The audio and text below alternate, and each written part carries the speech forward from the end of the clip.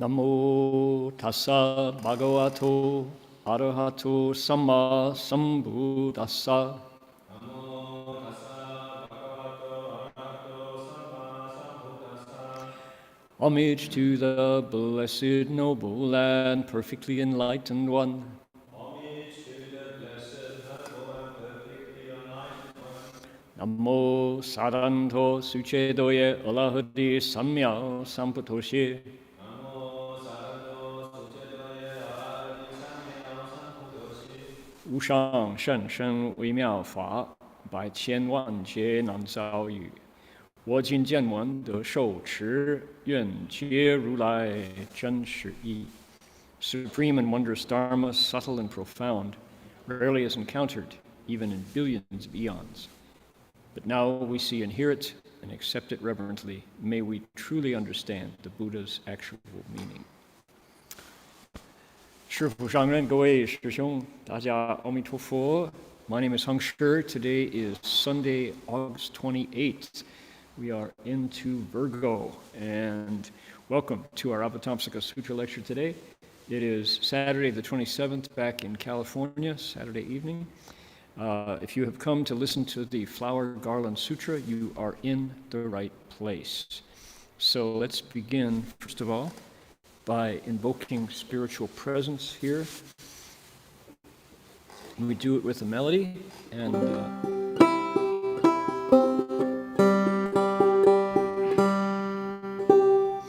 we are inviting the Buddhas and Bodhisattvas of the Flower Garland Assembly to draw near. Here we go.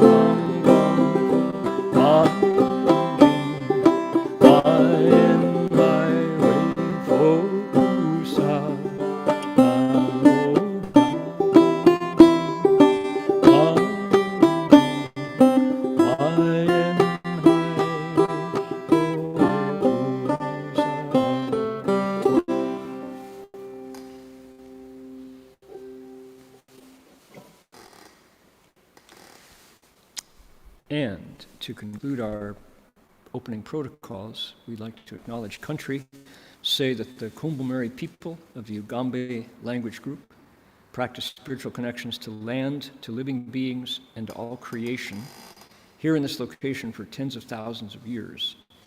Today we acknowledge them as the traditional custodians of this land. We acknowledge them with gratitude as we share this land today with sorrow for the costs of that sharing and with the hope that we can move to a place of justice and partnership together. We acknowledge their wisdom and their elders, past, present, and emerging, and acknowledge all First Nations peoples whose sovereignty was never ceded. Okay, later on in our program today, we're going to be taking another look at Australia and the red heart of Australia, Uluru. All right, I wanted to say that here in the Buddha Hall at Gold Coast Dharma Realm, there, since we last were here, I've been in 2 other locations here on campus for the last month because we've had a Earth-Store Bodhisattva Dharma Assembly, which involved reciting 100 volumes of the Earth-Store Bodhisattva Sutra in 30 days. So that merit and virtue is complete, and you can feel the energy in our Buddha Hall here from the resonating sounds of Earth-Store Bodhisattva's wisdom and compassion. So that has happened. I want to acknowledge that. Now, to get us started, we've invited the Buddhas and Bodhisattvas to come. I would like to bring us up to speed.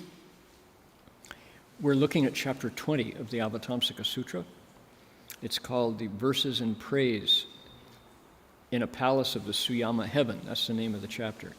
And the story goes that the Buddha announces he wants to deliver another section of the Flower Garland Sutra's teachings, which in this case is called the 10 Practices, and also the 10 Inexhaustible Treasuries. So that's coming up. And the Buddha announces that by releasing light from different parts of his body. And the light went out, and the light permeated out, and from all directions the bodhisattvas who were supposed to be here saw the light and came. And one other important being saw that and prepared. And this was a deva, a god, who was in charge at the time of the Suyama heaven. And so he prepares as well. And he prepares by creating a place where the Buddha can live and speak. It's called a palace of the Suyama heaven.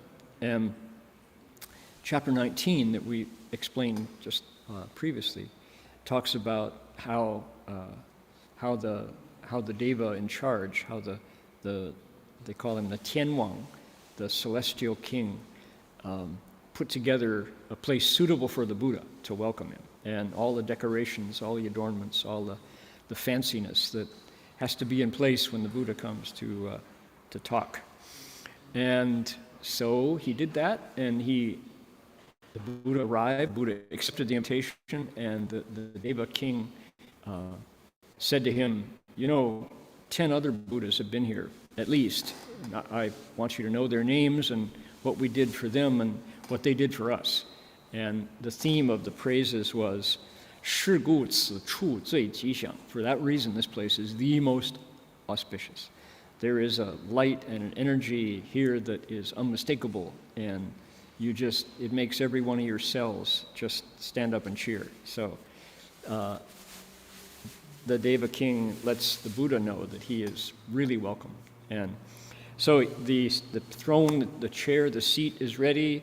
The Buddha accepts it, sits down. 10 bodhisattvas arrive with all of their following. And these are bodhisattvas from different directions, from different worlds, and they identify themselves. They arrange their seats, sit down, getting ready to listen. And then, one by one, all 10 of the bodhisattvas in succession stand up, do the appropriate protocol. They take incense and walk around the Buddha and offer the incense, and then bow, kneel, palms together, and sing. They do spoken word poetry, right? It's a poetry slam here in front of the Buddha. And these are the praises that the title of our chapter gets its name from. This is the praise that they sing. And each of the bodhisattvas has a different topic. And we've been through Forest of Merit and Virtue We've been through Forest of Wisdom and Forest of Victory, those three. We're on Bodhisattva number 4. We're going to hear from today for the first time. And his name is Forest of Courage, Bodhisattva. In Chinese, it's Wei Lin Pusa, no fear forest in Chinese, word for word. So instead of saying fearlessness, fearlessness works, forest of fearlessness, grove of fearlessness, but courage is a stronger word. It's not something that's missing, fear is missing, it's that courage is present. So Forest of Courage, Bodhisattva, is about to speak to us. And his topic is faith. Faith and the benefits of faith, interestingly. So we'll see what he has to say and get to it right now.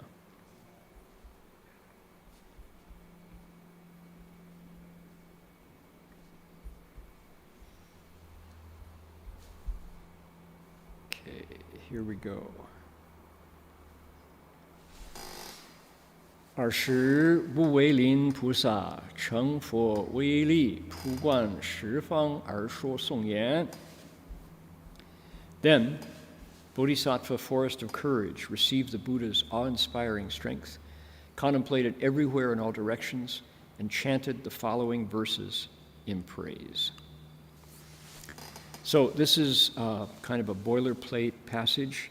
We hear it 10 times in our chapter, as each different bodhisattva stands up and then kneels and sings his heart, lets the Buddha know how he feels about being here in the presence of the Buddha to learn and to prepare to take what he learns back to the world where he came from. Because these are hardworking bodhisattvas. They're wearing running shoes on their feet, and they're tired a lot because they're involved in the work of 度众生, 化众生, teaching living beings, taking living beings across, and that's hard work. We are notoriously hard to change our minds. We don't change our minds very often. We're pretty stubborn. And the bodhisattvas there saying, here are all the good reasons why you should get vaccinated against the COVID virus. And there's so many good reasons. And there's so few bad reasons that the reasons that you hear not to do it are all dubious, spurious, phony, false information reasons. People's ignorance and their fears and their emotions. And all the scientists and all of the good people who, by the billions now, who have received the virus, the vaccine, who have received the vaccine, have survived and have made it through, and they can continue with their lives now. And, oh my goodness, you shouldn't cling to those emotional fears and the misinformation. That's a non-dharma. That is 非法知识. It is actually gets close to being 邪见, wrong views. The bodhisattvas talk like this, and what do living beings say? Living beings say, I don't think so. I think I'll just cling to my wrong views. Thank you. I don't want to change my mind. And the bodhisattva goes, okay, we'll find some way. No worries, all good, we'll get you there, because we want you to survive. We want you to continue living. We don't want you to get sick. So we'll get that vaccine into you somehow. So that's why bodhisattvas look tired a lot, because we living beings are very notoriously stubborn. So that's why the Bodhisattva Forest of Courage, now receiving the Buddha's awe-inspiring strength, looks around and sees who his audience is and chants the following verses in praise. So these are definitely singable. They're metered, metric. They beat bum ba bum ba bum. Right? These are verses. They're not prose. This is not a lecture. It's not an essay. It's a song. It's poetry. So what does he say? He says, 如来广大身，究竟于法界，不离于此座，二片一切处. The Tathagata's extensive body extends throughout the Dharma realm.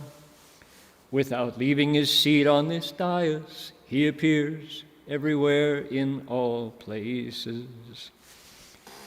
So, he's the topic, according to our Tang Dynasty commentator, Chengguan Fashi, Qingliang Guoshi, Master Chengguan, says this is about faith, and I've got actually have his actual quote.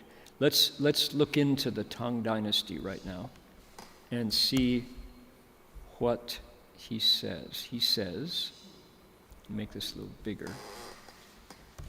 Well, I want to share with you the thrill of reading words that are 1,400 years old here.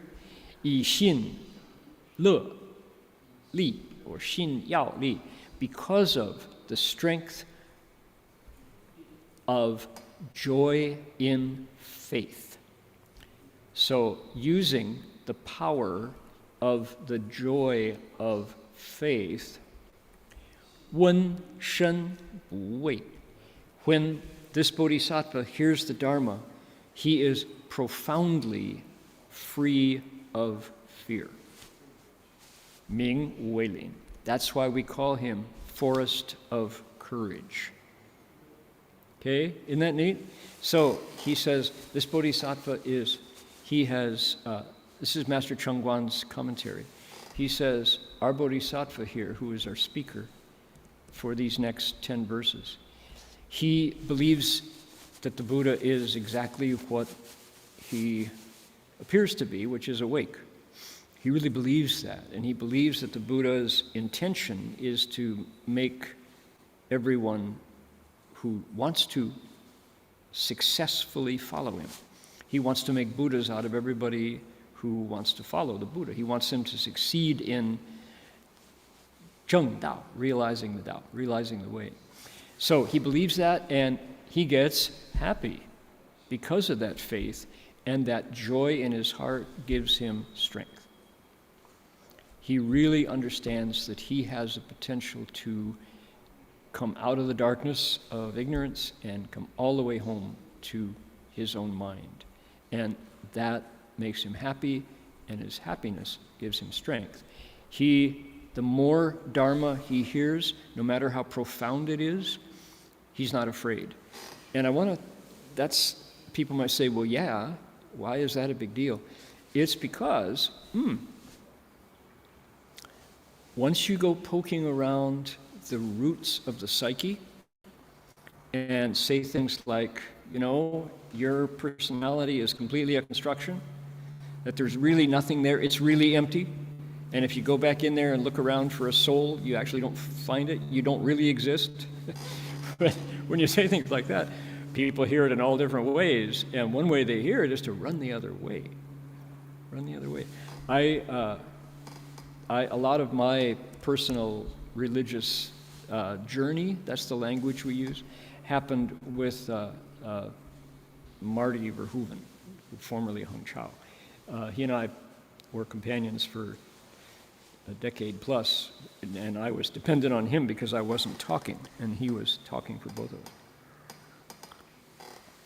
So any teaching that came from Master Hua to Marty had to go through me because Marty didn't speak Chinese, and I was the translator, and I was permitted to speak when it was between Marty and Master Hua.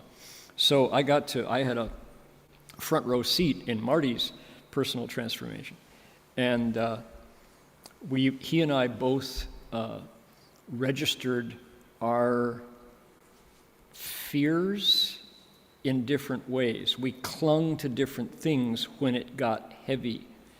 And mine was food and Marty's was clothes. The emperor, he was the emperor. And Marty really had a thing about his robes looking nice. And of course, for monks, it's not fashion. It's just you want your robe to look nice. So when Shifu would say something to us that was just right down there, shaking up the foundation of your life, we would register it in different ways. I would dive into food, and he would dive into a different robe. So at one point, Master Hua gave us a text to memorize, and it was called the Qing Jing Jing, Tai Shang Lao Jun Qing Jing, Chang Qing Jing Jing, the sutra, the classic of purity and stillness, it was called. And the classic of purity and stillness is a Taoist/Buddhist text. It's a cultivator text. At that level, you don't really worry, is it Buddhist, is it Taoist? But it talks about how when you end desire, the only thing left is emptiness. And when you empty out emptiness, you get to the Tao. And you have to do that to get to the Tao. And Marty, for some reason, just glommed onto this text. I suspect he'd read this before, and that's probably why Shifu gave it to us when the time was right. But we were bowing at the time every day and weren't interacting with anyone. So whatever we read had a huge impact. And so here's the Qing Jing Jing, Classic of Purity and Stillness, which was it's outside of the mainstream Buddhist literature, and yet it was, Master Hua said, okay, you're ready for this now. So we both read it and we translated it. And so the Chang Jing Jing Jing, and Marty's reaction was so visceral, this text scared him. It scared him. And because he read it so deeply and he absorbed it and he was trying to memorize it. And I remember he didn't want to get out and bow that day. He kind of just stayed in full lotus. He stayed and meditated. And, I wrote a note, what's going on? And he said, this sutra freaks me out. It's classic. It's a Jing, but it's not a Buddhist sutra. It's classic. So, and he acknowledged, and then he wrote in his essay, in his journal, because we were journaling all through this, that the truths of the Qing Jing Jing shook him up. As he read them, this is the point, it's not the mind. This is a PhD in history from University of Wisconsin. Marty is no intellectual lightweight. But the sutra bypasses your mind, your intellect, and it goes right down to that place where it says, wake up, you don't exist. If you take it seriously, it's an existential threat to your very existence. And with the vocabulary that we used to describe what was going on was, our bugs didn't like that. The bugs are the beings, your own living beings inside you that hear things completely straight without any intellectual mediation. There's no lawyer in there saying, well, this is actually metaphorical for some other, this is symbolism. Your bugs go, and so when I read about Forest of Courage, Bodhisattva, Wen Shen Bu Wei, immediately I remember being back there in our Plymouth car on the highway reading the sutra, the classic purity and stillness, the Qing Jing Jing, and having this gulp. So here it is. It says what?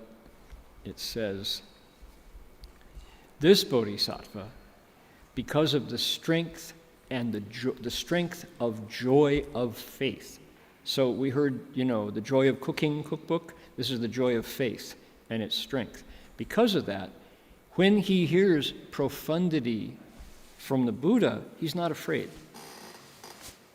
So the conclusion here is that if you truly banish doubts, if we really just give our hearts to the understanding that the Buddha is the result of uncovering your nature, the Buddha's wisdom results from fearlessly opening all of your faults and your habits and your attachments and your opinions and letting them go really believing that those things are all acquired and clung to by us, that we can choose to hold them or we can choose to let them go, to really believe that and then let them go, the result is joy, freedom. And there's a strength there. If we really believe that, no matter what the Buddha explains, we won't be afraid. Yeah. How deeply do we cling to our habits? Oh, yeah. Just try cutting out coffee. Try doing without your phone. Woo! Yeah, take a data Sabbath. Let your devices go for. So you look at, here's an example of, there are people who know what I'm talking about, which is Jewish friends who keep kosher, who keep the Sabbath, and once a week, and really do it, do not drive, you walk, you don't operate electric lights, maybe, is it lights, electricity? That's, I don't know, that's pretty deep. I have friends who, nothing, they don't turn any switches. So they really live on a spiritual calendar. And because of the power of their faith, they let go all things that are not of God, Then look at Muslims who do Ramadan. Ramadan is fasting, and you don't eat and you don't drink. That's a spiritual calendar. What time is it? Oh, it's Ramadan month. So we're going to do without nourishing our bodies during daylight hours. And what happens? You get strength. And I know a lot of Catholics who would say they wish that they were still eating fish on Friday. Catholics had a practice when I was growing up, many still do, of meatless Fridays, fish on Friday. So anytime, because of faith, we let go of habit, of desire, of comfort, of custom, and we say, my priority is my connection with the sacred and with the holy, there is strength. The result of that is, yeah, I can do that. I faced it, and I don't need to be afraid. It's not so scary after all. So, our Bodhisattva, bless his heart, 闻声不畏, because he hears what is profound and he is not afraid. So his name is Forest of Courage. And he's going to, his praises, Ji Tan, the praises that we're about to hear, these verses of praise, talk about how faith brings benefits and the profound virtues that come from that, from his faith. So the deep virtue that comes and the benefits from acting on that faith. It takes, what does it do? It takes some courage. You have to be willing to undergo what? You undergo the discomfort of novelty, of something new and different. The customary way that I've always done it, habit's comfortable. We just kind of roll along, and we don't change. But you can sure get into a rut and get into a place where the spirit leaks out, and before you know it, everything goes flat. So that's why friends are so important. Having friends, spiritual friends, who can give us that push we need to get out of the rut and to go try letting go, try something different, try a little different. Friends give us a push and say, oh, you didn't want to get vaccinated, let's get vaccinated. And you do it, and you know what happens? Nothing. No worries, no problems, and you're healthier. Same with giving up all kinds of habits. So, the Tathagata's extensive body extends throughout the Dharma realm. He doesn't leave his seat there on the dais, but because his Dharma body pervades everywhere, so he is in all places at once. Yeah, profound, but that's part When your Dharma body is working, when your Dharma body is alive, you too. You too. Here we go. One more time. 若问如是法，恭敬心要者，永离三恶道，一切诸苦难。Someone who, upon hearing this teaching, feels respect, belief, and delight, will depart forever from the three realms of misery, free from their suffering and difficulties. Okay, the first of those benefits that come from faith is you don't worry about the hells, the animals, and the ghosts' realms. Free from the suffering and difficulties of the three evil destinies. For this to make any sense, you need a bigger view than the one, well, I guess it depends on the stories you've heard. So, when I was growing up in my Methodist community, we occasionally would get to hear about the other Protestant Christian churches that were available in where I was growing up in the Midwest. And there was one kind of a cliche, there was one image of, it was always a white clapboard church out in a recently cleared forested area, and the preacher on a Sunday morning would tell you about the hells.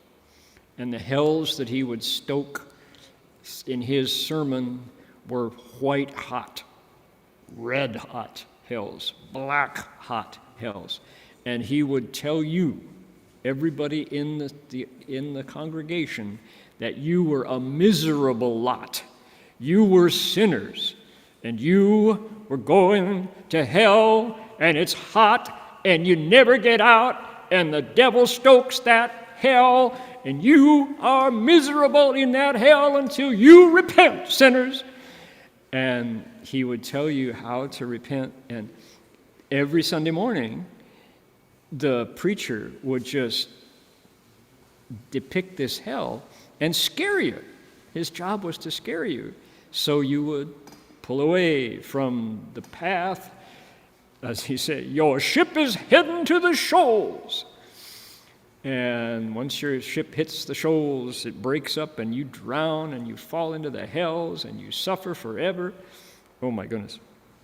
So that was the cliche, that was the stereotype was about the white clapboard church on a Sunday morning and the preacher who would start to foam at the mouth as he would tell you about the hells.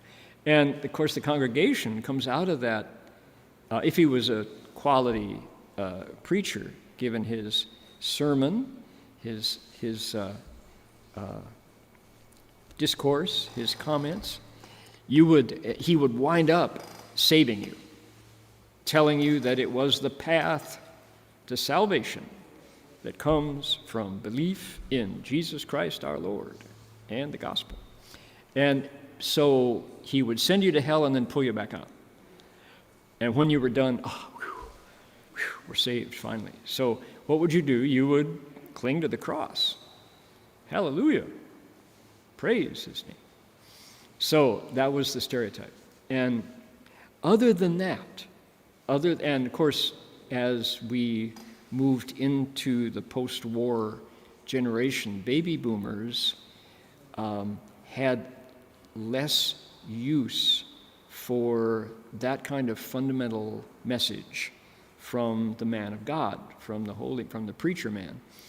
As we moved into cities and away from rural communities, the church became less and less the place where we congregated. And we met where the biggest crisis for the life of the church, television. Because, and this was interesting, I actually wrote an essay about this. As I mentioned bowing, I did a pilgrimage at one point in my religious formation as a monk. And together with Heng Chao, Dharma Master Heng Chao, I traveled through the backyards of coastal California for 2 years and a half. And bowing on the highway, and sometimes on city streets, we got to see exactly where people in California may not be the representative of America, but it is indeed, because California is the melting pot. We got to see how people live on Sunday and then the rest of the week. And what we saw was many, many, many churches for sale that had been abandoned by their congregation because they aged and the young people didn't come. And we saw television antennas sprouting up from the roof of every single house. And this is in the 70s, so it was already 50 years ago, half a century ago. But the television antenna brought the rise of the televised gospel, the TV preacher, and so people didn't have to go to the church anymore. And oh my goodness, so as the churches vanished and the Sunday morning congregation now watched Oral Roberts, televangelist, right? Television's evangelists. Oh gosh, those communities dried up. And as they dried up, that message went along with it. The idea that we need to be concerned about the hells. I suspect if you went and talked to your grandma or your grandpa and asked them if they'd ever heard such a message about the hells and about how you could fall and what they were like and how hot they were, if they grew up in a Christian home during the 20th century, chances are they had heard that message. They would know about the hells. Where do we hear about the hells now, if we do at all? Video games, manga, Japanese comic books. I don't know, Marvel movies, the Marvel Cinematic Universe, maybe they occasionally, hells open up, and so it's gone into the realm of literature and fantasy and sci-fi, science fiction, but it's not a reality anymore for my grandparents' generation, who on Sunday morning reliably heard about the hells and were told that it is a place you can go, and unless you believe in the Lord, you're going to fall, and it's miserable in those places. One of my best memories of that is, bless his heart, former Vice President Al Gore, Tennessee, wonderful man, one of the most significant, won a Nobel Prize for his work with environmental causes, and with the passage of the what's it called, the reduction bill, the Inflation Reduction Act, IRA. He is now current again. People are talking to Al Gore again because now we have money to fund, the United States just made its largest investment in environmental action ever in history. So Al Gore is in the news again. But we loved Al Gore, but his style of speech was called wooden at best. Al and his father was a famous politician in the state of Tennessee, and Nashville, Tennessee, and so Al was not the most dynamic speaker. He was a wonk, and he could talk policy to the end of days and just give you all the facts and figures in a very well-meaning but not dynamic way. And so at one point, and of course his boss, Bill Clinton, came from Arkansas and knew all about black preaching. So at one point they sent Al Gore to learn from black preachers how to perk up his delivery. And I remember there was a moment when in the White House, they asked Al to demonstrate what he had learned from his African American preaching skills, how to do the homily, and he saved us from hell, and it was believable. It was wonderful to hear Al Gore wind it up, and his voice rises up, and you're gonna burn, you'll burn, and oh, it was just great because he really could do it. So, anyway, back to the hells. So, what about the hells?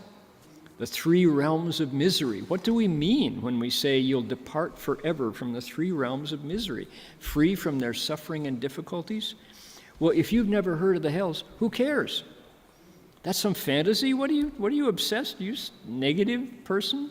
Why don't you get happy? Go dancing. Why are you so obsessed with suffering? It's because nobody takes the hell seriously unless you've heard the story. It just sounds too awful to be believed. But here's the point. People might, I certainly didn't know that the Buddha Dharma also talked about the hells. But when you face off, as I mentioned at the start of the lecture, here in this room, here in this Buddha hall, over the past 30 days, the Earth Store Bodhisattva Sutra has been recited 100 times, 3 times a day, and the merit dedicated out. So the Earth Store Bodhisattva Sutra, Earth Store, Kshitigarbha Bodhisattva, Dizang Pusa, is unique among other bodhisattvas in the Mahayana pantheon for the quality of his vows. And what are his vows like? He said, Di Wei Kong Shi Bu Cheng Fu, I will not become a Buddha until the hells are empty. Zhongsheng Du Jin Fang Zheng Buti. Only after all living beings have been taken all the way up to Buddhahood will I myself realize Buddhi. Those 2 vows are endless. There's no time that the hells are going to be empty because we living beings are constantly making or behaving in ways that destroy our human bodies and send us to the hells. Not forever. The Buddhist hells are not permanent. You work your way out when that karma is over. But the Buddha Dharma teaches the hells as real, hot places of punishment that are happening right now. No vacations, no weekends off. And they don't exist at all until living beings, until we people, sentient creatures, create the karma that calls in that retribution. And so the hells exist only because people create them as an effect of the causes. So cause and effect, that law of the universe, creates the hells. And as the Buddha describes them, they're part of a system. And it's a 6-spoked wheel. That's one of the images that's given. It's a system that is not negative, it's not depressed, it's not pessimistic, it's reality that also includes an optimistic, positive side in the Asuras, humans, and Devas, trinity of the 6, the 3 parts of the 6. Kind of, think of, anybody pay attention to the Book of Changes and the trigrams? So they've got 3 above and 3 below. 6 paths. To translate them, how do we translate it this time? It was the 3 realms of misery. We used to say the 3 evil paths, right? San E Dao in Chinese. And let's think of 6. So you can think of 3 and 3 like this. 3 and 3. Okay, so from the bottom up, it's the hells, it's the ghosts, and it's the animals realm. Those are called San E Dao, the 3 realms of misery. The 3 evil destinies. Evil is that's not a good, you don't think of animals as evil. So, but they can be miserable. the Walt Disney version of animals is not the reality of many animals' lives. So, hells, ghosts, animals, those are places where people, you and me, can find ourselves reborn if we create deeds with body, mouth, and mind that call on that kind of retribution. Furthermore, having a human body, being reborn as an Ashura, a titan, if you think of the Greek mythology, or being born in the heavens, of which there are multiple heavens, that is also exactly a result of deeds done with body, mouth, and mind that call on the retribution of humanity, Asuras, or God in the heavens. So, later on, in this very chapter, in our chapter 20, right where we are, the power verse is coming up. It's down at the bottom. It's number 9 of the 10 Bodhisattvas. It says, if someone really wants to know where Buddhas of the 3 periods of time come from, contemplate the nature of the entirety of all the Dharma realms, how everything is made from the mind alone. So, these 3 evil destinies, the 3 realms of misery, made from the mind, as is humanity, Asuras, and the Devas realm. We are responsible for creating our future rebirth in every detail. The gender that we come back, the gender of the body that we come back in, the kind of body that we come back in, the environment surrounding the body that we are born into has everything to do with what we do in our last incarnation. So that's the teaching here. So Forest of Courage, Bodhisattva says, if you hear about the Buddha's ability to manifest his Dharma body and that kind of freedom and that kind of power, and it makes you happy, if you feel respect and belief and delight when you hear that teaching, that's enough to close for you, they say, the doors of the 3 evil destinies, free from suffering and difficulty. How about that? So, now I'm going to take us briefly back to that Sunday morning preacher in the white clapboard church. If you grew up on the farm, if you didn't have an opportunity to read widely, and mostly what you read was the Bible, when the preacher man tells you that the hells are hot and stoked and waiting for you, and you can fall and you can burn, you believe it. And it might scare you into being good. You might not. You might hear it in one ear and still go on and be bad. But at least you've heard it and you considered that. And you might use that knowledge system, that depiction of the way the world works, to be the backbone of your understanding, your beliefs. Your beliefs will be born from the stories you heard, what you heard on Sunday. If instead you read a lot, maybe you had a chance to go to college and you learned about the advantages of the modern world, and you moved away, got off the farm, and maybe watched entertainment and learned how to dance and do all the ungodly things that the 20th century and the 21st century. Or check this one out, how profoundly we live in a different world. Suppose you went to war. Suppose you went from rural Vermont to France and faced an artillery barrage or mortar fire.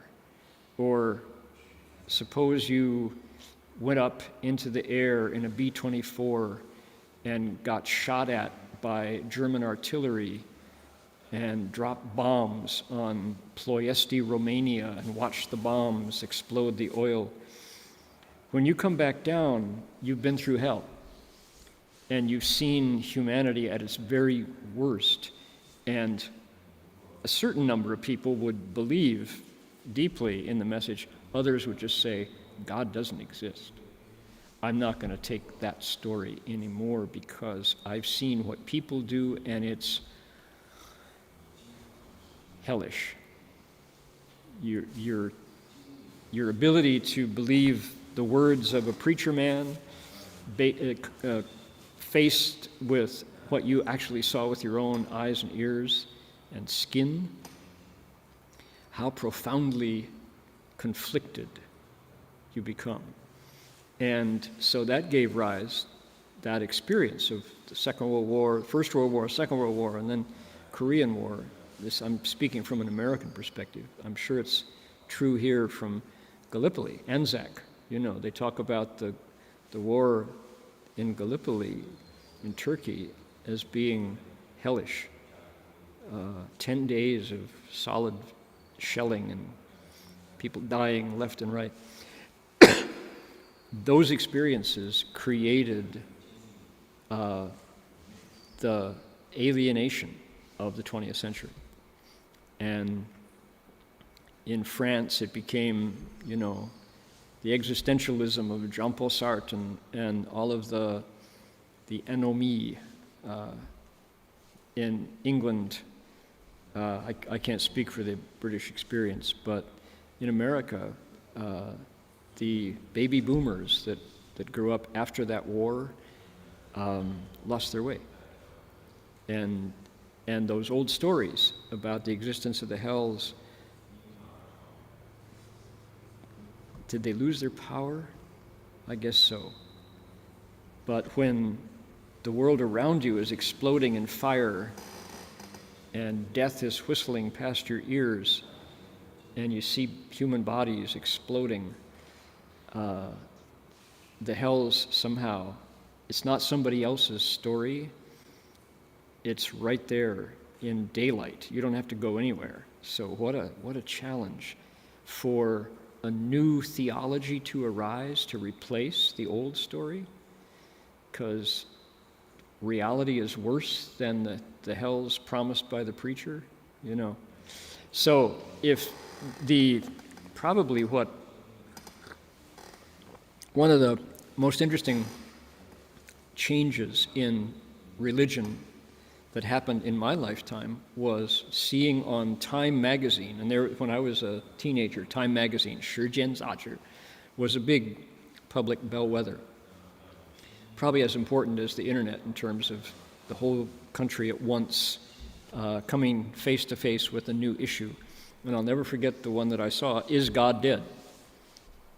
Remember that one? Is God Dead? The debate.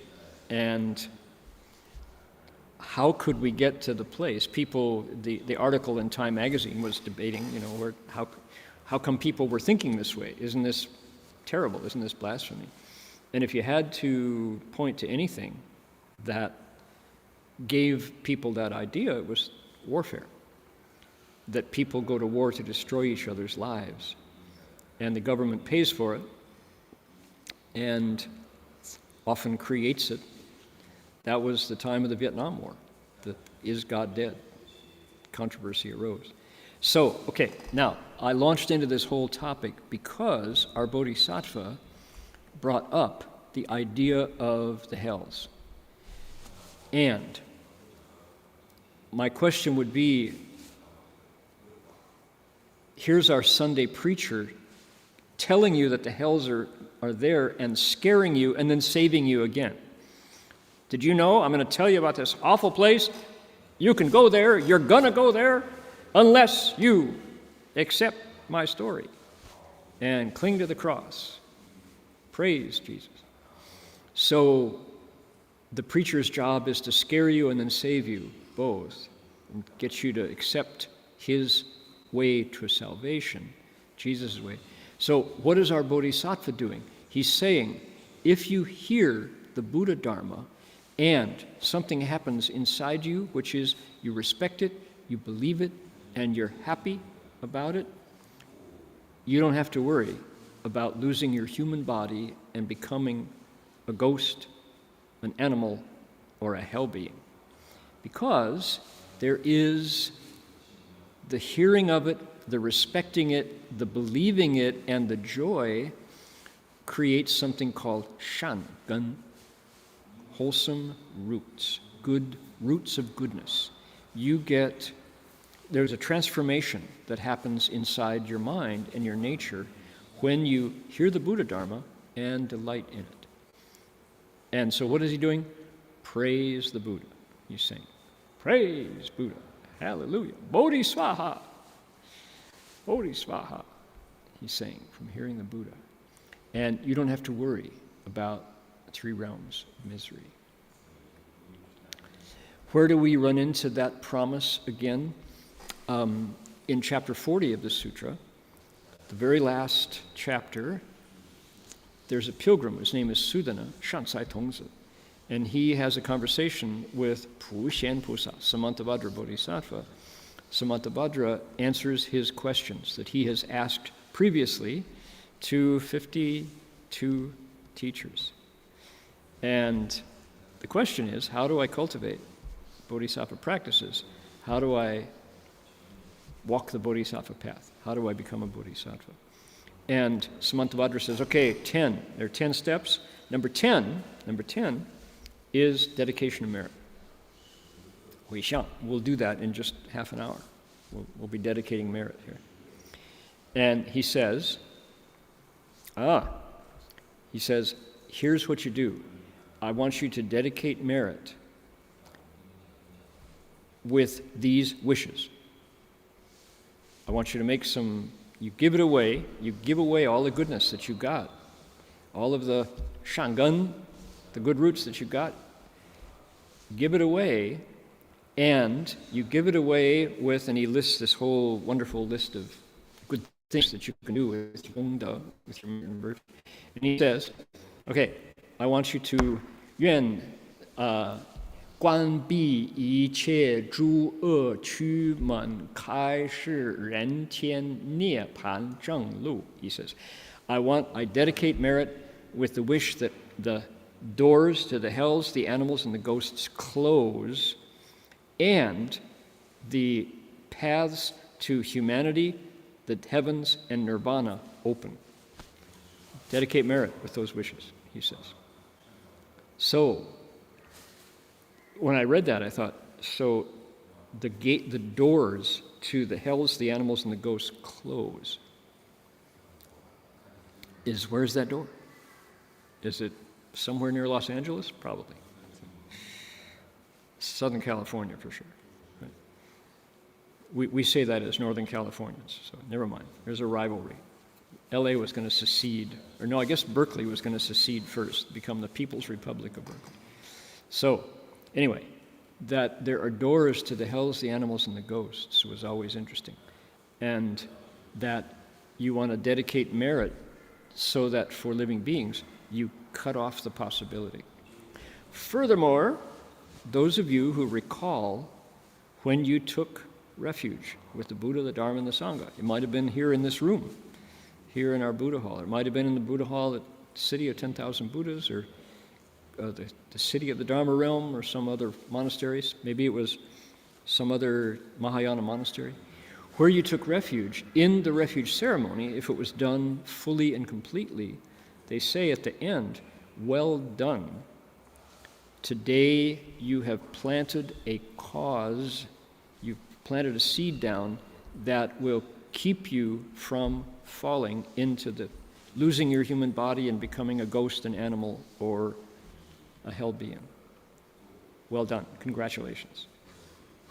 So when you took refuge, they say that's a reason to not have to worry about it. And it's funny, again, you're in that position as the speaker of that teaching to say, okay, I got to tell you that you could become a hell dweller. However, don't worry about it. It's like, I want to scare you, but it's all right. Very funny. So, yeah, if we don't even know that the hells exist, that there's a possibility, then why be afraid? Well, When you read the Earth-Store Sutra, not only do you come face to face with the reality of the hells, but it itemizes them, the names of the hells and what it's like. Earth-Store Bodhisattva is looking directly at the dark side of the moon. He's looking at the thorns on the rose stem. When you look at a rose, do you ever look at the thorns? Nah, you look at the blossoms. Do you ever look at the leaves? Nah, you look at the color. Do you look at the stem of the rose or the roots, the cane? Nah, you don't. You look at the variety, right? Our eyes go right to the pretty part, but there's no rose without the stem, without the leaves, without the thorns, without the roots of that cane. There's no humans, asuras, and gods without the ghosts, the animals, and the hells. Earth-Store Bodhisattva shows us that place where we don't like to look. That's where he chose to live. He lives down there in the hells. He is a 10th stage Bodhisattva, Shirdi Pusa, so he can handle it. He's got asbestos for nerves, unburnable. I guess, no, I can't say that anymore. Asbestos is no longer a good thing. We used to be able to say that. Asbestos is carcinogenic, so now what do we say? We say he's fireproof. He has got fireproof skin, fireproof nerves. So, okay, you're going to leave the 3 realms of misery and all their suffering and difficulties. Were you afraid? Probably not. All right. So, believe and take delight in the Buddha Dharma, and you need not worry. Okay, one more. We'll do another one. Here we go. Ready? First of all, here, hold on. Wait. A sec. Before we do that, I want to...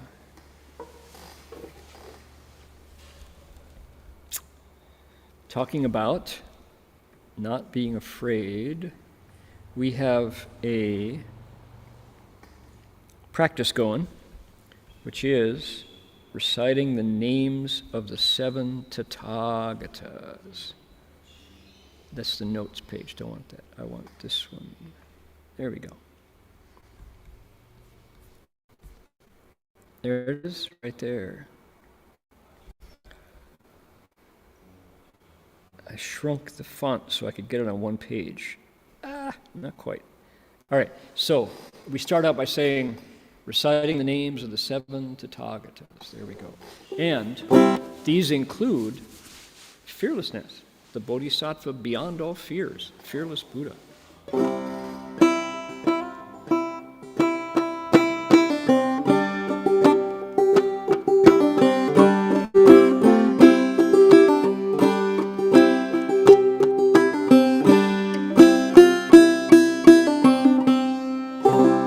Reciting the names of the 7 Tathagatas.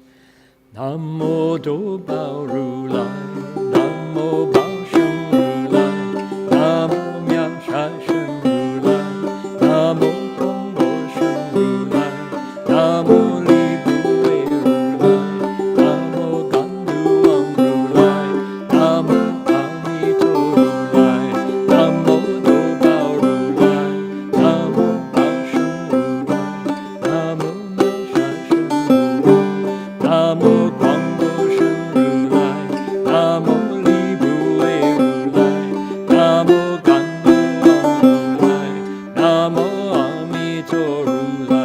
time.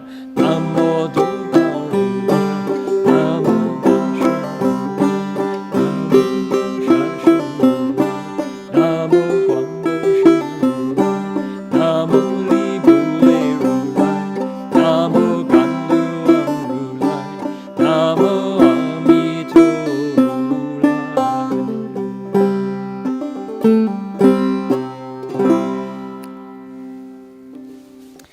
Here we are. Names of 7 Tathagatas, including the Buddha apart from fear, fearless Buddha, like that. Okay, now we need one more verse here since we're sharing our screen already. Here it is. Ready? Here we go. 舍王诸世界无量不可数，专心于听闻，如来自在力。They will go to every world, in number boundless, uncountable, and focus their mind wishing to hear of the Tathagata's strength of independent self-mastery. Lucky that melodic line allows many syllables, right? Probably focus their minds would be better. That's probably a typo there. So these bodhisattvas will go to every world, no matter how many, in number boundless, uncountable, and focus in, listen closely, because they want to hear, here's the power line right here, 如来自在力. Let's take a look at the Chinese here. So, Rulai, Tathagata, that's the title of the Buddha, thus come, in this way, coming. Rulai, Tathagata, the one who appears this way, in reality. Zi, Zai, Ishvara, self-mastery, sovereign self-mastery, free of any constraint. Li, strength. So put that together, the Tathagata's strength of self-mastery. When we hear about that, sovereign self-mastery, independent self-mastery, when the bodhisattvas hear about that, they get what they need to become better bodhisattvas, better teachers, better examples, more fearless, more courageous. They can hear living beings' stubbornness and not be discouraged. They don't quit. All those things. They never forget their bodhi resolve because of hearing about how the Buddha's Zi Zai Li completely allows the Buddha to do things that they hope to do when they become Buddhas in the future. So, hearing about the Buddha's independent, sovereign self-mastery, that's a praise. This is our Bodhisattva forest of courage, is here praising like that. So, my goodness, I want to do something now. Let's see here. I want the other one again, please. Here we go. There we go. Okay, let me share my screen. Here we are. Okay, this week I was able to complete my application to become a citizen of this fair country, sunburned country called Australia. And it was a lot of hard work on behalf of many people, on the part of many people, to where I could do that. And I wanted to acknowledge that and say how much I appreciate. We don't know if it will be successful. We hope so. I'll be transferring a little bit of merit and virtue with that wish. But I do want to acknowledge all of the hard work and generosity that so many hands and hearts contributed to allow that to happen, so that the Mahayana, the Chinese tradition of Buddha Dharma, can come to Australia and make its home here. It's home, but we need monks here too. The nuns are doing a tremendous job of planting down the Dharma. Reciting 100 Earth Store Sutras in 1 month is testimony to that.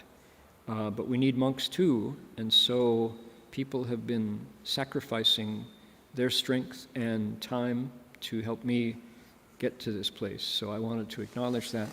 And I found the melody here in Chinese on the banjo very nicely. People know every day at lunch, when we receive offerings as what are called Field of Blessing Sangha members, we give back the goodness. We say thank you for the food that we eat and everything else by going Sado nan san miao san puto, jujir nan, dajir to nan, juli juli junti sopoho, so wei bu shi zhe, bi huo qi li yi, ro wei le gu shi, hou bi de an le, fan shi yi qi, dang yan zhong sheng, so zuo jie ban, ju ju fo fa. We say that. And here it is. This is what we say. And it begins, many people don't actually connect that that's the Chunti Pusa Shenzhou. That's part of the 10 small mantras. There's number 5. And we do it in the morning, every day of the world. The Shi Xiao Zhou includes the Junti Shenzhou. And we say, you know, Sadonan, Samya Sampato, Jujunan, Dajir Tonan, Juli Juli, Junti Sopoho. And that mantra we recite again every day at midday after lunch when we say thank you for the vegetables. It's so clearly Junti Bodhisattva, who is said to be a transformed body from Guanyin Pusa. Junti appears in a variety of forms, 16 arms or 12 arms, different, and has a lot of connections with people. Someone who recites the Junti Bodhisattva mantra gets all kinds of incredible good things happen. So I wanted to bring this forward and show you the Junti mantra as the transference verse that we do every day.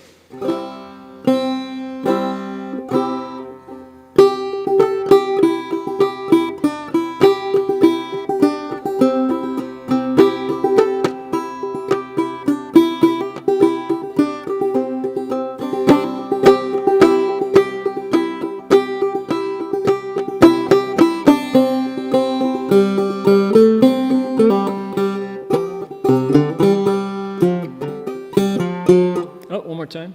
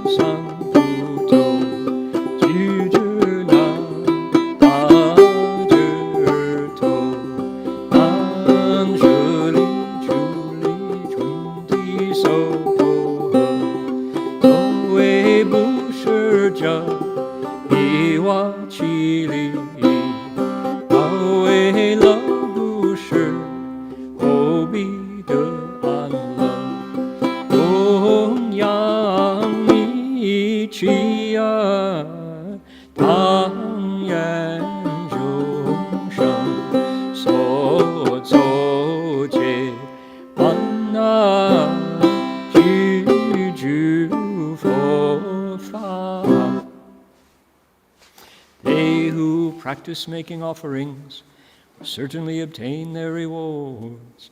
They who take delight in giving will later surely find peace and happiness. Now that the offerings have concluded, we make a vow for all living beings. May they have success in all they do and be perfect in all Buddha dharmas. That's what we say, so I wanted to send that out with my gratitude for all the goodness that is coming my way. And hopefully, here in the fair land of Australia, we'll be able to continue to contribute our strength without leaving California behind, certainly, but I'll be able to come and go freely with a passport. So we'll see how that works out. With that in mind, I wanted to share something else quite wonderful that I discovered this week. And this is, it's not specifically the Buddha Dharma, but it has in it something quite wonderful. The Spirit of Australia is Qantas Airlines. It's the the flagship carrier airline. And Qantas suffered a lot when Fortress Australia closed its borders. And during COVID, there were years when nobody could come or go from Australia. And during that time, it protected the citizens from COVID. Once the borders were relaxed in January, COVID arrived, and now Australia is suffering from COVID. So it was only by forcibly keeping people away, we kept the illness away, but once the borders were relaxed. During the time that the borders were shut, poor Qantas Airlines, like other airlines around the world, lost all their business, and they let everyone go, furloughs. Since the borders opened, Qantas has had to scramble, and they've had a very hard time getting back to speed. There's lots and lots of unhappy flyers because their percentage of canceled flights is half, you know. You have 50-50 chance of your plane not going. But they're not unique in that regard. Many airlines are suffering the same. Now, the point that I wanted to share was when Australia relaxed its borders, people could come home. And those Australian citizens who were caught overseas had to stay apart from their loved ones for so long. And of course, families that wanted to see elders or see new babies couldn't. And when the borders were finally relaxed, the return trips were so heartwarming and were so, fundamental. We are social animals that Qantas made a video to celebrate the return of Qantas to the air and the return of Australians to their beloved land. So this particular, it's a minute and 20 seconds, I think. Or let's see, how long is it? It's a very brief, it's a song length, because it's built around a song called I Still Call Australia Home. And my investigations have shown me that very few people can watch this video without shedding a tear. Most humans, when they watch this, cry. And I was fascinated because what is it? There are many, many comments on the video. They say, I'm not Australian, and I cried anyway.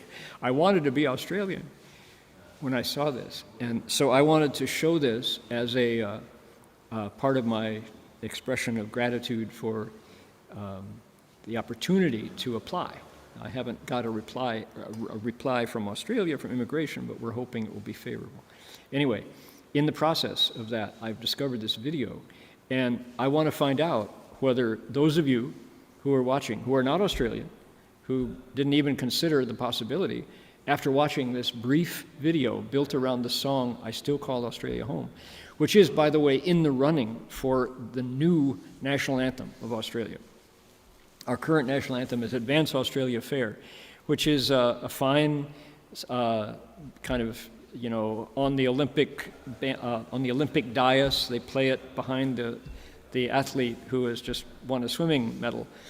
But it's there are many people who feel that I Still Call Australia Home, a song written not too long ago by a guy named Peter W. Allen, might be a better national anthem for Australia. So there is a strong push to replace Advance Australia Fair with this one. We'll see. All right, we're going to play it, and you tell me whether or not tears come to your eyes.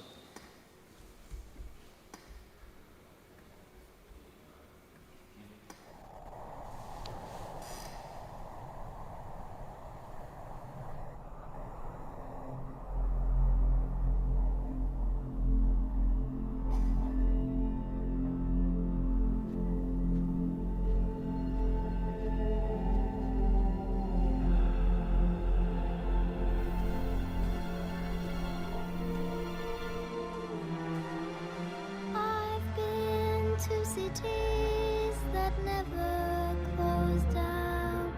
From New York to Rome and old London town. But no matter how far or how wide I roam, I still call Australia.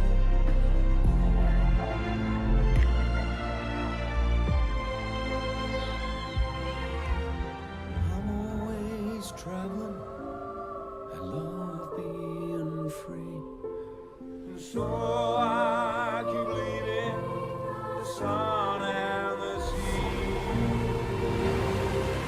My heart lies waiting over the phone. I still call Australia home.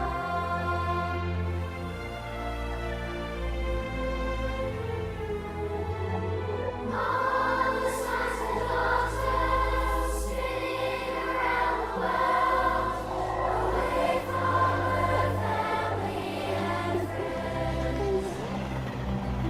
I miss you. Can't wait to see you. And colder.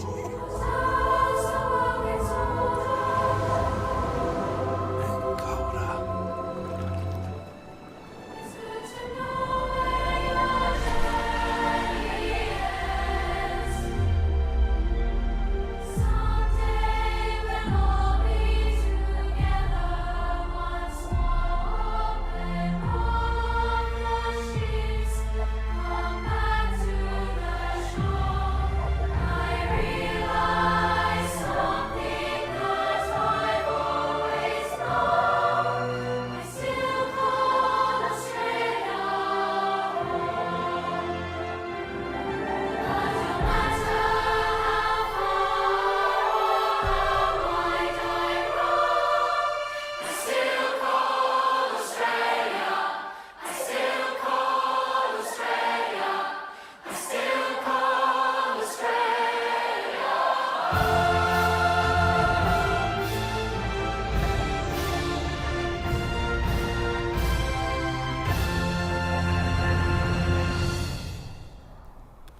All right. Some very skillful filmmaking there. Did you reach for a Kleenex? Oh my goodness. So let's take a look here. We've got, first of all, this is Uluru. This is called the Red Heart of Australia. It used to be known as Ayers Rock, but the indigenous community now is taking full responsibility for administration of Uluru, and it's out surrounded in the outback, not far from Alice Springs, and I've been there. Wonderful place of dreaming and the brightest stars you'll ever see. And here is our indigenous auntie, who is the first human face, maybe first human face alive, and she is the spirit here. And then, here they are. Here are the three roos. And immediately you know this is Australia. And we have the young girl from choir singing. It's a scene of Sydney. We've got Kylie Minogue, and we've got Josh, Broom is his name? I forgot his name. This young man. And then Hugh Jackman pops up. Someone who is associated. Oh, we get kids playing rugby out in the outback in a dusty side yard. Here's Hugh Jackman, the boy from Oz, singing, and coastal scenes from the Kimberley. Then the choirs come on, and the choirs have this angelic sound, And, okay, so all of this is in the dark, notice. This is all still sunrise, sunset, but at this point, the two verses of the song have done, and she's still in the shadows. She's this pure spirit of Australia. Now we're in the sun, and a Qantas jet flies overhead. And the bridge to the song and this very poignant scene.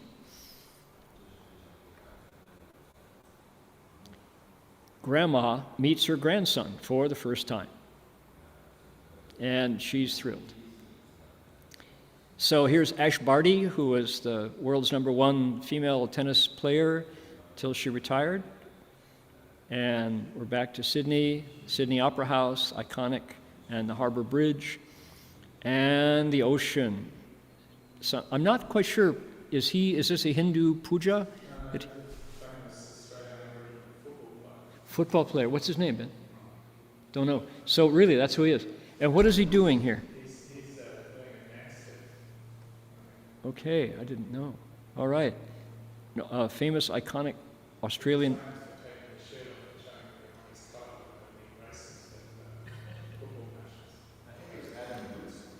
Adam. Love it. Okay. And then the Australian relationship with the ocean that surrounds us, because it is indeed an island. And there you see, here are the two swimmers. There's a beach. So this part of Australia is, and then we're here in the great outback, great empty Australian outback. What's the story with the two colors? The sea is naturally that color. Salt Lake, yeah. And the kids, this I think is very skillful. We have children's choirs switching with scenes of Qantas from the very beginning, begun by two gentlemen who dared to create this airline out of nothing, and then all of the generations of planes, and all the reunions, the tears, and notice here's our digger with his akubra. Good day, mate. And here we are. So this is the staff of Qantas now. Back to work, exchanging with the children's choirs. How powerful is that? So the dreamers and their reality, right?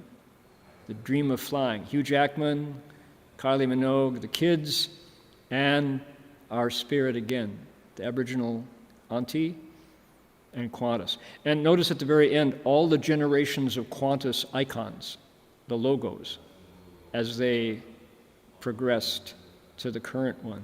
So really well done, just superb. You know, the spirit of the air in Australia, and of course aviation has been so important to Australia because of the distances that you have to travel to get to Perth, for example. It's so far away from the East Coast, and nothing in between, essentially. So anyway, just to say that as our Bodhisattva forest of courage leads us into faith in the Buddha Dharma and teaches us how to avoid the three evil destinies, at the same time, we're into a new era in the world where even breathing the air without vaccination in your veins can kill you. We don't know how many viruses there are waiting as humanity seems to be losing its blessings. And we have a war where an atomic energy plant is under bombardment. And one mistake, we know what Chernobyl was like in the same country of Ukraine.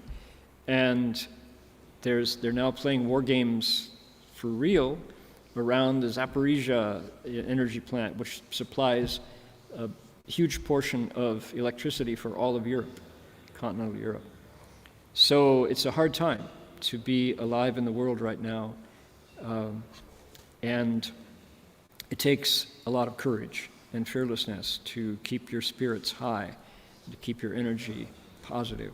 So that's the job of 21st century bodhisattvas. And Australia is playing a big part in that. We have a new era in politics here in this country, and we have a new applicant to become an Australian as well. So, all right, that's it for me. We're going to ask Jin Chuan or Jin Wei, maybe it's Jin Chuan Shi this time, to tell us about the Berkeley Monastery events, and let's do it.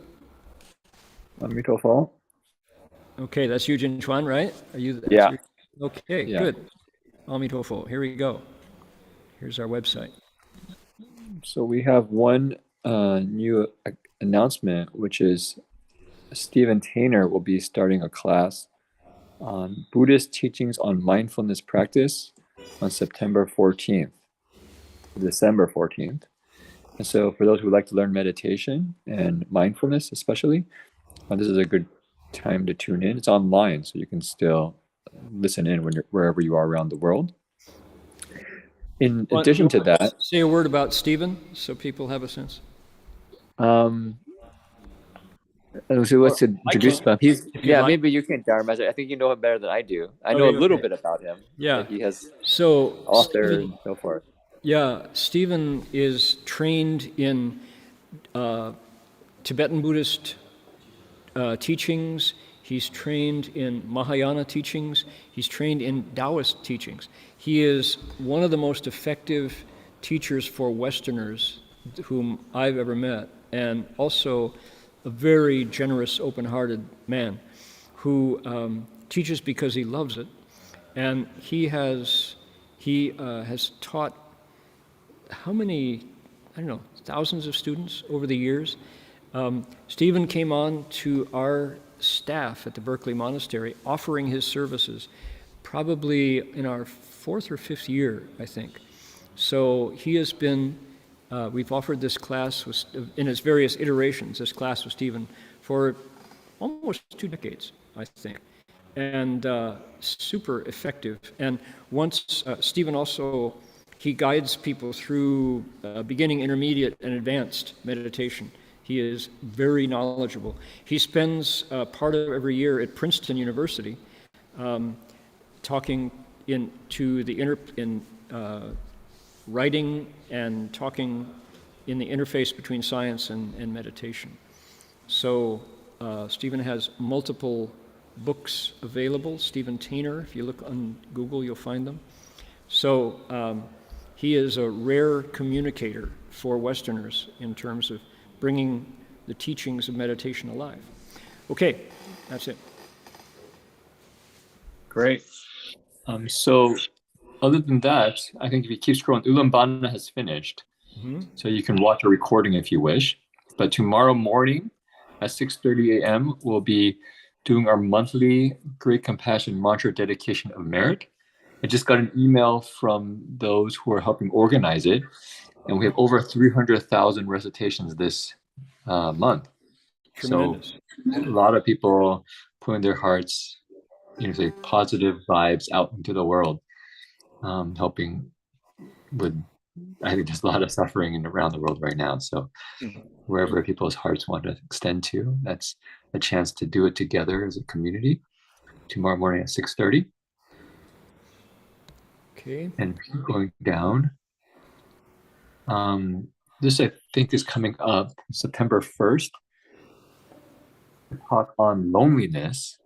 Why so lonely? A conversation on Buddhism, loneliness, and human connection by Doug Powers. And DRBU has been trying to put on a series of talks that speak to, I think, the modern condition. So they have both the DRBU students and staff kind of with Doug Powers having a conversation. So it should be a lot of fun. And also, as people know Doug, very insightful on topics that are quite important.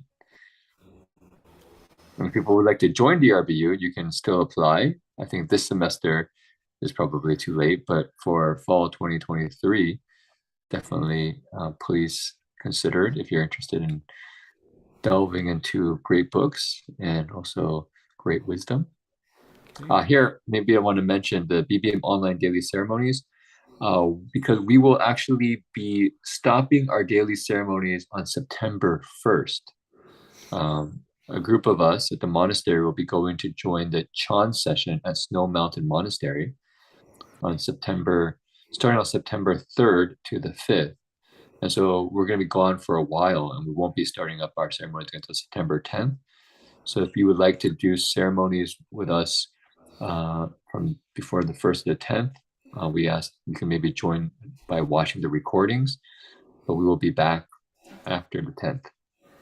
Yeah, so that's, I think, the current announcements. I'm not sure when Dr. Verhoeven's lecture will begin, but I think I'll probably start shortly as well. So please stay posted for that announcement. Okay, great. All right, thank you for that. You're looking at the screen, you're looking at 3 Ming Dynasty Buddha images that grace the Buddha Hall at the Berkeley Buddhist Monastery. They are absolutely spectacular 400-year-old Buddhas who have seen a lot in their lifetimes. And there they are. Talk about inspiring, yeah. Okay, we have interested in Buddhist medicine should connect with Medicine Buddha's energy through this mantra.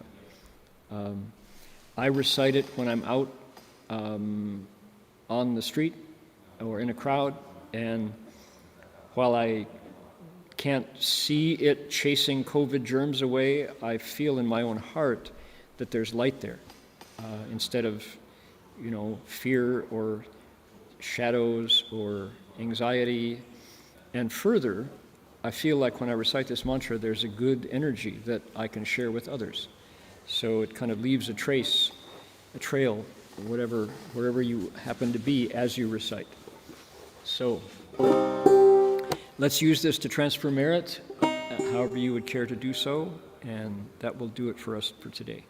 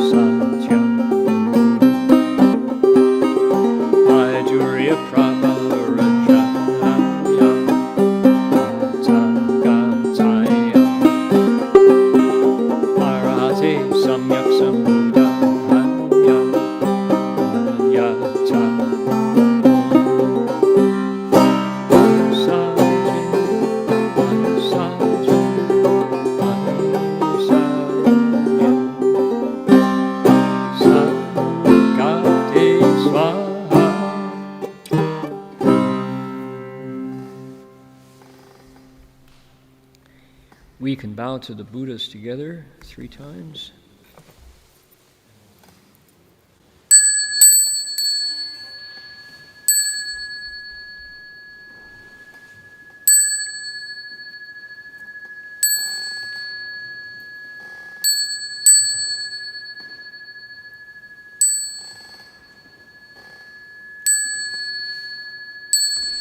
Bow in respect to the Venerable Master.